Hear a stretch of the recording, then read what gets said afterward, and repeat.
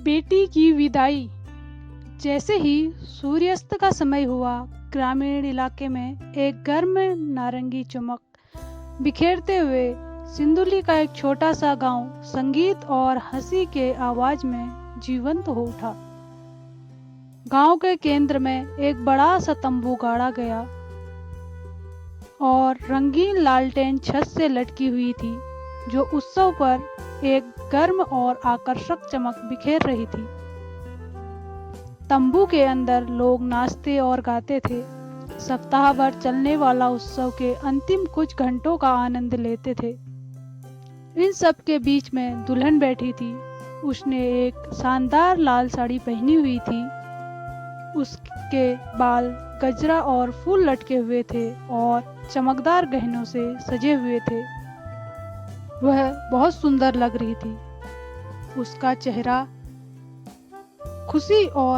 खुशी बिखेर रहा था।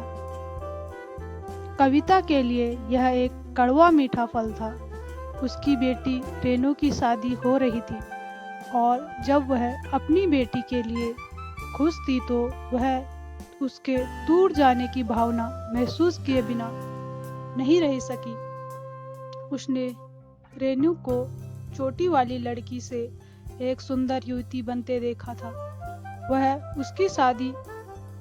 अब उसकी शादी हो रही थी और जल्द ही वह अपने पति के साथ एक नया जीवन शुरू करने के लिए घोंसला छोड़ देगी। कविता ने मुस्कुराते हुए चेहरे और खिलखिलाती हंसी को लेते हुए तंबू के चारों ओर देखा। उसने महसूस किया कि उसके गले में एक गांठ सी उठी है और आंसू छलकने लगे। वह हमेशा से जानती थी कि यह दिन आएगा, लेकिन अब जब वह आ गया है तो वह जाने नहीं देना चाहती थी। उसने एक आंसू पोंछा और अपने पति श्याम की ओर मुड़ी। वह उसके बगल में खड़ा था। उसके चेहरे पर भी एक गर्व भरी मुस्कान थी। उनकी शादी को 30 साल से अधिक हो गए थे। उन्होंने अपने जीवन में काफी उतार चढ़ाव देखे थे। वे हमेशा एक दूसरे के लिए खड़े रहे। हमने अच्छा काम किया ना? कविता ने पूछा। उसकी आवाज भावना से भर गई। हम सबसे अच्छा काम कर रहे हैं, श्याम ने उसके कंधे पर एक सांत्वना भरा हाथ रखते हुए उत्तर दिया। रेनू एक अद्भुत युवा महिला बन गई है। वह एक अच्छी पत्नी बनने जा रही है। कविता ने सिर हिलाया। उसका दिल भारी था। वह जानती थी कि श्याम ठीक कह रहा है, लेकिन अलविदा कहने का विचार उसके लिए आसान नहीं था। जैसे जैसे रात होती गई, उत्सव जारी रहा और लोग नाचते गाते रहे। दुल्हा दुल्हन एक ऊंचे मंच पर बैठे थे। उनके चेहरे पर मुस्कान थी। रेनू ने अपने माता पिता की ओर देखा और अपनी माँ की नजरों में आ गई। वह मुस्कुराई और उसने एक चुम्बन दिया और कविता ने महसूस किया कि उसका दिल प्यार और गर्व से भर गया है। अचानक से संगीत बंद हो गया और भीड़ में सन्नाटा छा गया। कविता मुड़कर देखा कि पुरुषों का एक समूह तंबू के अंदर प्रवेश कर रहा है, जिसके पास एक लकड़ी का एक बड़ा संदूक है। छाती में जटिल नक्शकारियों से सजाया गया था। उस संदूक में सुंदर सुंदर चित्र बने थे। यह स्पष्ट था कि यह एक महत्वपूर्ण चीज थी। पुरुषों ने दुल्हा दुल्हन के सामने मंच पर वह बक्सा खोला और सब पीछे हट गए। दूल्हा रोहित नाम का एक सुंदर युवक खड़ा हुआ और संदूक खोल दिया। अंदर मुलायम मखमल में सजे पारंपरिक उपहार थे, जो दूल्हे के परिवार ने दुल्हन के परिवार को शादी के समारोह के हिस्से के रूप में दिए गए। कविता ने देखा कि रोहित ने शुद्ध सोने से बना एक हीरों से जड़ित एक सुंदर हार निकाला है। वह रेनू की ओर मुड़ा और हार को उसके गले में डाल दिया। कविता ने यह सब देखते हुए अपने गले में एक गांठ महसूस की। वह जानती थी कि यह रेनू के लिए नए जीवन की शुरुआत है और वह जल्द ही रोहित के साथ नया परिवार बनाने जा रही है। वह सोचती थी कि क्या उसने अपने बेटी को इस नई यात्रा के लिए तैयार करने के लिए काफी कुछ किया है। उसने उसे दुनिया में अपना रास्ता बनाने के लिए पर्याप्त प्यार और मार्गदर्शन दिया है। जैसे जैसे उत्सव जारी रहा, कविता ने खुद को विचारों में खोया हुआ पाया। उसने उन बलिदानों के बारे में सोचा जो उसने अपने परिवार के लिए वर्षों से किए थे, देर रात और सुबह, चिंता और तनाव। लेकिन उसने खुशी और हंसी के पल और उत्सव और उस प्यार के बारे में भी सोचा जिसने उसे इन सब के माध्यम से बनाए रखा था। वह श्याम की ओर मुड़ी और मुस्कुराई। उसने अपने ऊपर संतोष का भाव महसूस हुआ। मैं उसे बहुत याद करने जा रही हूँ, उसने कहा। उसकी आवाज नरम थी।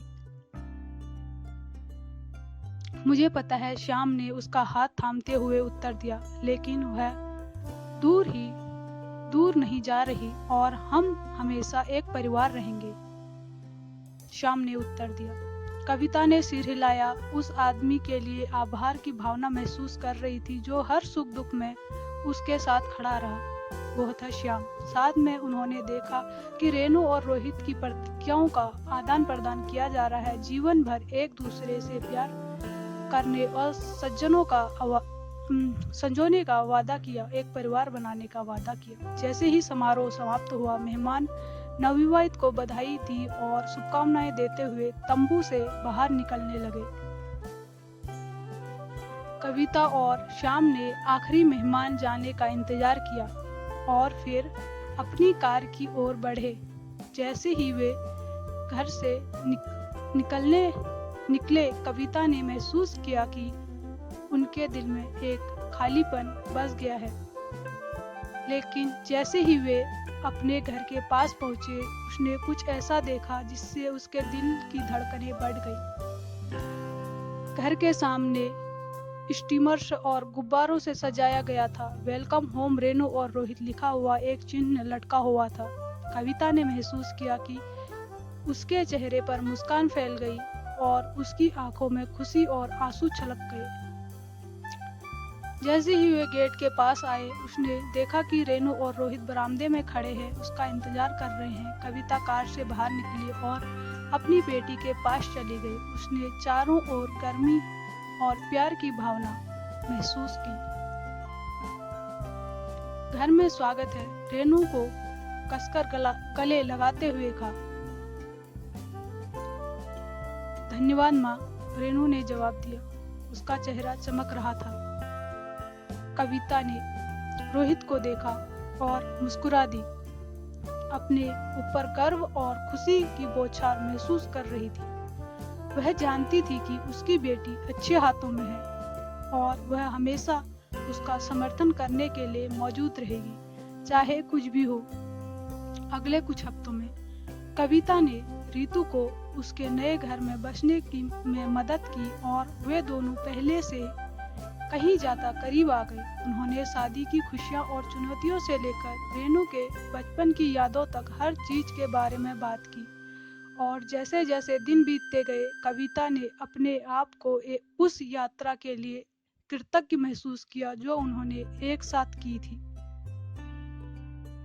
जैसे जैसे महीने साल में बदलते गए, कविता ने रेणु और रोहित को प्यार, हंसी और कभी कभी असहमति से भरे जीवन को एक साथ देखा। वह सलाह और समर्थन देने के लिए वहां पर थी, लेकिन पीछे हटने और उन्हें अपना रास्ता खोजने देने के लिए भी वह हमेशा उन्हें मौका देती थी। और जब उसने अपनी बेटी की शादी की विदाई पर पीछे मुड़कर देखा तो उसे पता चला कि यह अंत नहीं था, बल्कि एक नई शुरुआत थी। आशा, खुशी और उज्जवल भविष्य के वादों से भरी शुरुआत। और वह जानती थी कि यात्रा चाहे जहां भी ले जाए, वे हमेशा एक परिवार रहेंगे, प्यार और अपनेपन की साझा भावनाओं से बंधे रहेंगे।